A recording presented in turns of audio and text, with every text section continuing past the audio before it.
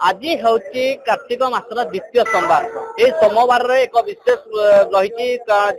लोक मैंने जो मैंने कार्तिक व्रत कर विशेषकर सोमवार दिन बाबा धवलेश्वर को दर्शन कर ओडिशार कोण अनुकोण श्रद्धा मैंने बाबा धवलेश्वर को दर्शन करने निमित्त छुट्टी आसने विश्वास रही बाबा धवलेश्वर को दर्शन कर जहाँ मानसिक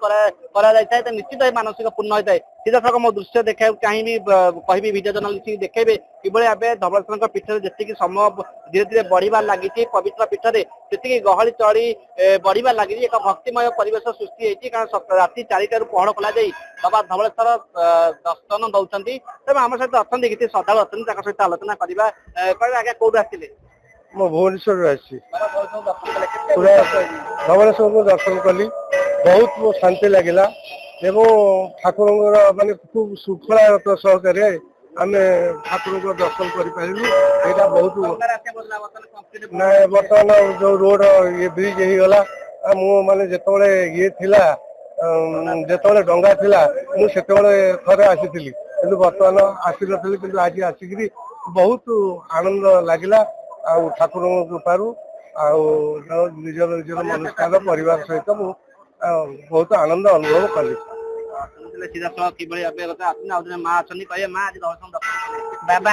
बाबा धवलेश्वर बाबा कृपा अनेक बहुत दूर आम आसी केउझर आसीचु आम भावी नु के बाबा दर्शन करी बहुत थर मु चिंता करी बाबा पाखु आसम बोली आसंता काली गत काली मु भावी 10टा बेले भावी हठात बाबा नाम मोर स्मरण है मु कहली मो स्वामी की मुझे सी भी सागे सागे माने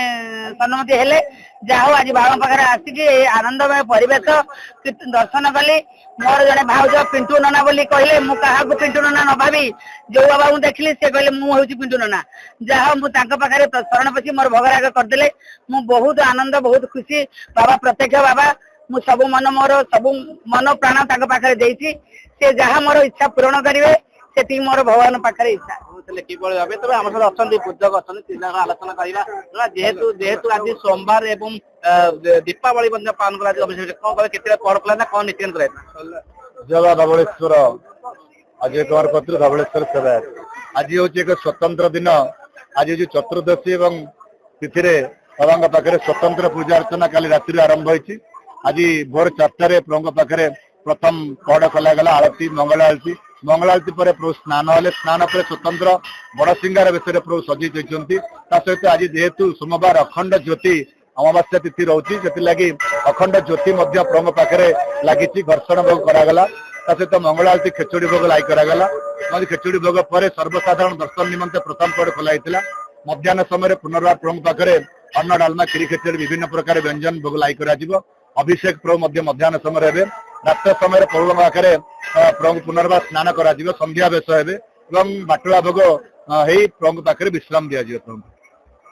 किभली भाव धवलेश्वर पीठ जेहेतु आज दीपावली तिथि धवलेश्वर पाखे पालन करपटे कार्तिक सोमवार से गहली चली लगी रही कोण अनुकूल श्रद्धा मैंने धवलेश्वर को दर्शन करने निमंते छुट्टी आसनी जेहेतु चारिपटे महानदी जल मझे बाबा धवलेश्वर पीठ से सुरक्षा व्यवस्था कड़ाकड़ी कर रही